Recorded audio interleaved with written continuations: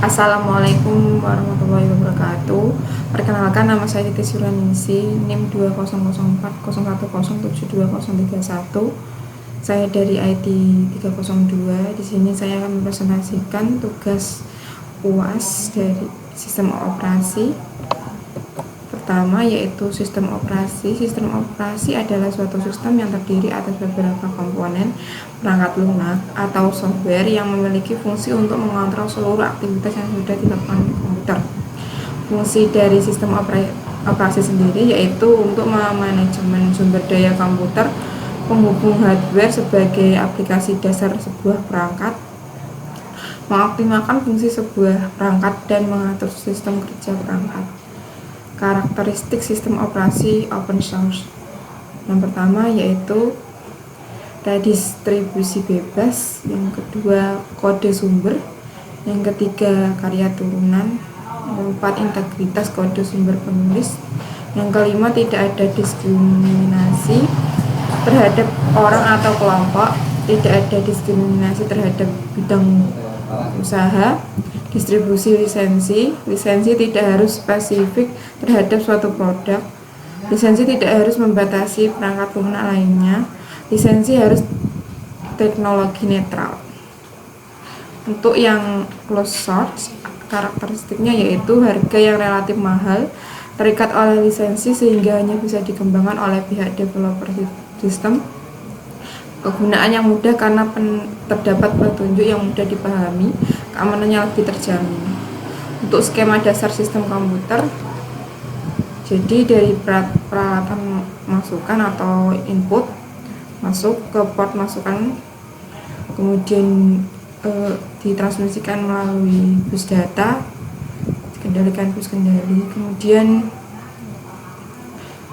bus kendali ini akan mengarahkan ke proses pemrosesan, lalu setelah diproses akan diarahkan ke menu memori utama untuk kemudian disimpan, lalu dikeluarkan kembali melalui port keluaran oleh perangkat ke peralatan keluaran atau output. Selanjutnya perangkat input. Perangkat input adalah perangkat masukan yang dipasang pada komputer atau laptop sesuai dengan port masing-masing yang berfungsi untuk memasukkan perintah dan data yang diproses dalam komputer. Contoh perangkatnya yaitu keyboard, mouse, lightpad, touchpad, scanner, joystick, trackball, mikrofon, webcam, dan flash disk. Selanjutnya yaitu perangkat proses. Perangkat proses adalah peralatan atau komponen pada komputer berupa perangkat keras yang berfungsi untuk memproses data dan mengolah data yang diberikan oleh perangkat input yang nantinya akan ditampilkan oleh perangkat output. Perangkat output ini contohnya yaitu maksudnya perangkat proses yaitu contohnya yaitu Central Processing Unit atau CPU, kemudian proses supply atau PSU, kemudian video graphic adapter VGA. Perangkat output adalah perangkat keluaran yang dirancang untuk menyampaikan dan menampilkan informasi kepada pengguna. Informasi tersebut ditampilkan dalam bentuk audio, gambar, video, dan teks. Contoh perangkat output yaitu monitor, printer, plotter, proyektor, speaker, headphone, atau earphone. Memori adalah setiap perangkat fisik yang digunakan untuk menyimpan data, informasi, atau instruksi sementara atau permanen. Perangkat memori itu contohnya RAM, random access memory, ROM, hard disk, floppy disk, atau disket.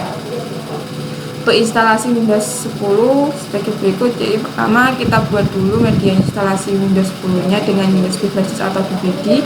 Kemudian pertama kita nyalakan, terus kita masuk ke BIOS dengan cara menekan F1 atau del biasanya, tergantung PC kita, atau F2 biasanya. Terus kita ubah priority-nya sesuai tadi ya. Pakai flash ya flash disk pertama, kalau CD pakai CD-ROM ya dikasih yang paling atas. Terus kemudian proses menginstalkan Windows 10 dengan menekan enter. Jadi setelah itu akan ada press NIK to boot, itu langsung tekan enter. Lalu ubah tem dan koreksi format dengan memilih Indonesia, kemudian klik next. Jadi negaranya ganti Indonesia, next. Terus klik install no untuk melanjutkan proses instalasi. Kemudian tampil jendela aktif Windows. Klik don't have a product key jika Anda tidak memiliki serial number atau product key. Jika Anda memiliki product key atau serial number yang sudah dibeli resmi dari Microsoft, Anda dapat menyisipkannya pada kolom tersebut, kolom ini ya. Lalu di next aja. Kemudian muncul jendela select the open system you want to install. Silakan pilih sesuai keinginan Anda. Rekomendasi dari saya, pilih Windows yang 10 Pro, lalu klik next. Kemudian akan tampil jendela application notes dan listen stream. Klik accept the listen stream untuk menyetujui. Kemudian klik next, lalu pilih custom install Windows only advanced. Untuk menginstal Windows 10 secara clean install, buat partisi pada hard disk. Klik new untuk membuat partisi, lalu isikan beberapa giga partisi yang ingin buat, contohnya 128 GB, maka dalam MB adalah 128.000. Lalu klik apply, lalu oke untuk konfirmasi. Itu yang isi. Selanjutnya untuk kita buat lagi satu partisi untuk lokal disk D-nya buat datanya, penyimpan data. Itu klik pada drive yang paling bawah, pilih unallocated, terus space lah, yaitu space yang belum dialokasikan. Jika kita sebut, bisa kita sebut sisa dari partisi sebelumnya. Lalu pada size jangan diubah karena itu adalah partisi sisa yang tersedia. Kemudian klik apply. Kemudian klik pada partisi yang ingin kita install, yang tadi yang kita buat jadi 128 GB tadi. Nah, lalu kita klik next, tunggu hingga proses penyalinan file selesai. Setelah proses instalasi update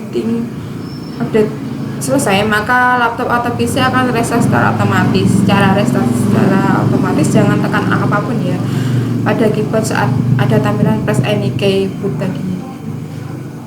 Tidak seperti tadi, yang ini tidak usah ditekan. Kalau enggak nanti akan proses instalasi ulang lagi, balik ke proses awal. Biarkan proses selanjutnya berjalan secara otomatis. Lalu akan tampil loading Windows 10 dengan teks getting ready kurang lebih 5 menit. Namun tentu ini sesuai kecepatan komputer atau laptop kita.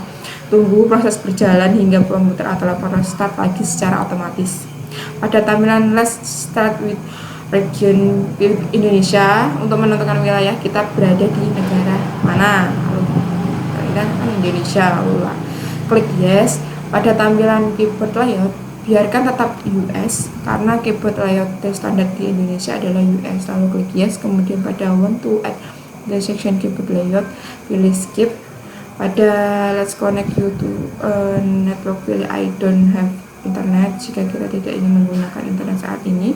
Kemudian muncul there more discount when you connect to the internet, pilih continue with limited step jika kita ingin menyambungkan dengan internet saat lain. Lalu komputer akan restart secara otomatis lagi. Setelah restart, pada press NIK itu jangan tekan tombol apapun berikutnya, maka proses akan lanjut kembali. Kemudian akan tampil let's connect you to network lagi, dan sekali lagi pilih don't have internet jika tidak ingin menggunakan internet. Lalu pilih continue with limit setup. Kemudian penggunaan untuk Windows 10 berinstall, isikan nama sesuai keinginan kita, jadi namanya sesuai yang kita inginkan. Lalu isikan password jika ingin menggunakan password pada saat login, jika tidak silakan dikosongi. Kemudian next. Lalu pada tampilan nomor access switch action PT host klik yes. Pada close choose private setting, biarkan default atau klik accept. Lalu proses akan berlanjut secara otomatis, jadi silakan tunggu dan jangan matikan komputernya. Kemudian kita akan dibawa ke desktop Windows 10 yang baru saja kita install. Maka proses instalasi selesai dan Windows 10 siap digunakan. Baik, terima kasih. Sekian presentasi dari saya. Maaf apabila ada kekurangan. Wassalamualaikum warahmatullahi wabarakatuh.